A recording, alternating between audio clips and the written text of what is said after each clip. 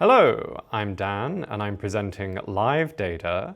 So to start with an introduction, what exactly do I mean by live data?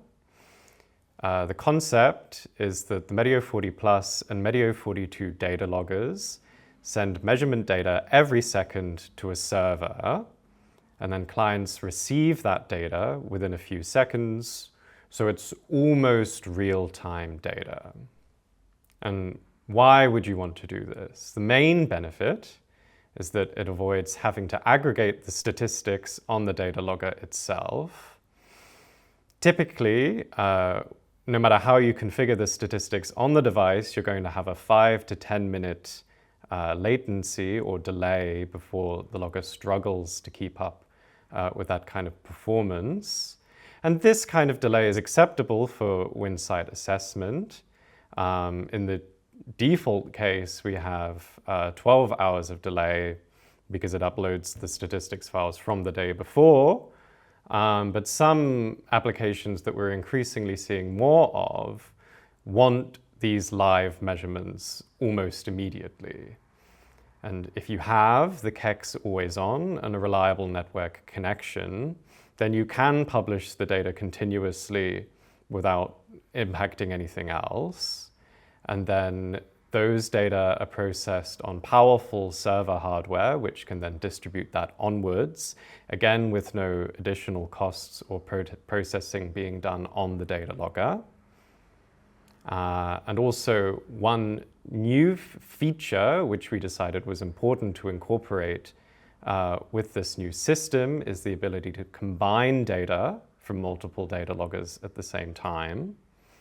And another benefit is that you increase the redundancy of the data by having an additional copy always available on the server after it's been recorded.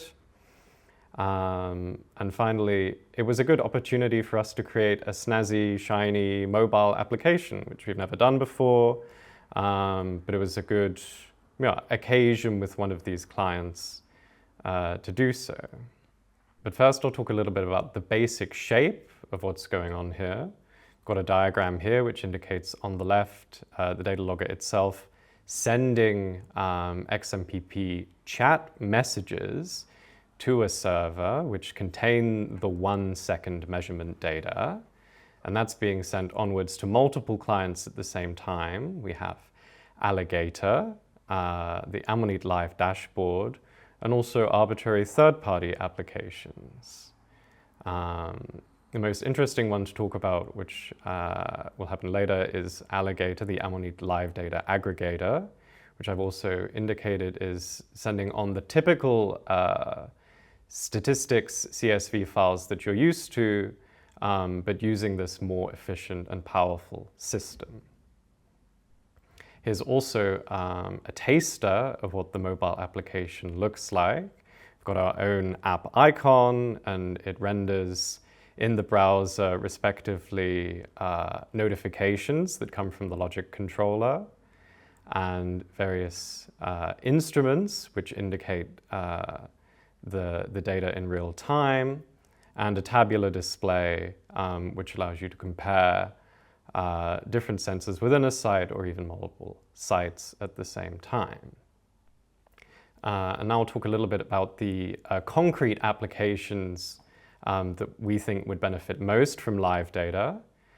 Certainly meteorology, whether that be for transport, for example, aeronautical or nautical, or in agriculture, in dynamic line rating, so monitoring what level of current and voltage is suitable to pass through overhead power lines, which has to depend on wind speed and wind temperature and that sort of thing. Or of course, live monitoring of a wind or solar park. Really, any case, whenever you need data in almost real time, and something like a 5 to 10 minute delay would be unacceptable. So how have we done this? What technology have we used to set this all up? As I briefly mentioned before, the underlying technology is called XMPP, and that has its own subsystem called publish subscribe. So the data logger published the data to a totally normal standards compliant XMPP server. We're using eJeopardy, but there are other implementations as well. Arbitrarily, many clients can then subscribe to receive that data. It then gets pushed onwards from the server to those clients. XMPP is a very well-established technology. It's used by WhatsApp, Zoom, Grindr, and Fortnite. It solves some of the same problems as AMQP, CoAP, DDS, and MQTT, but, well, it has the distinction that it's primarily for chat and has the advantage that it has lots of a rich ecosystem for machine-to-human interaction, whereas those other systems are primarily based on machine-to-machine communication exclusively. That is also our primary use case, but we wanted to be able to leverage all of these useful features that have been developed surrounding XMPP. Here I'm showing you the very long list of standards that we have taken advantage of. I won't go through them all, but just to illustrate that this has not been an exercise in creativity for us, but rather just that there is a lot of great work out there that has been done and implemented, and we've taken it very seriously to incorporate as much of that as possible. And now here's a slightly more complex example which shows you some of the possibilities that are available. We have different sets of data loggers which are publishing then to different XMPP servers. Ammonit provides one XMPP server for everybody, but you can easily have your own if you prefer to do it that way. And then typically, or in the normal setup, these XMPP servers communicate with one another to pass the data between them based on the access restrictions that I'll talk about in a little bit. And then finally onto those clients so that they can be used by you either directly or through some other means. Now I'll talk about the publishing aspect and exactly what you need to do on the data logger to take advantage of these features. So the first thing you need to do is access the data logger via Ammonit Connect, go to the live data page and activate live data and choose which server you'd like to publish to. If you use this is just a drop-down box, you can choose the Ammonit server, that's very convenient. Or if you have details for your own custom server, you enter them there manually. As a security feature, at this point, the data will be totally inaccessible. Clients need to be granted access explicitly, one by one, although there is a checkbox to disable that security, which is useful in certain circumstances. For example, if you want the data to be publicly available on a demo on your website.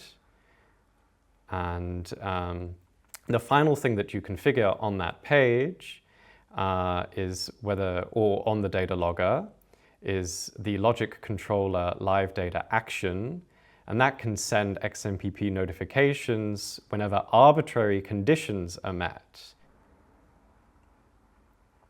Here's just a screenshot of the page I was just talking about on the data logger.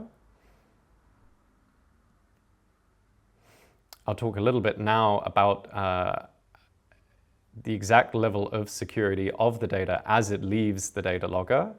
We encrypt the data with a TLS client certificate, which was issued by the Ammonit Certificate Authority, which is the absolute highest standard in asymmetric encryption. There's no password that's protecting the data. It's really, both sides have their own cryptographic key material that are protecting the data.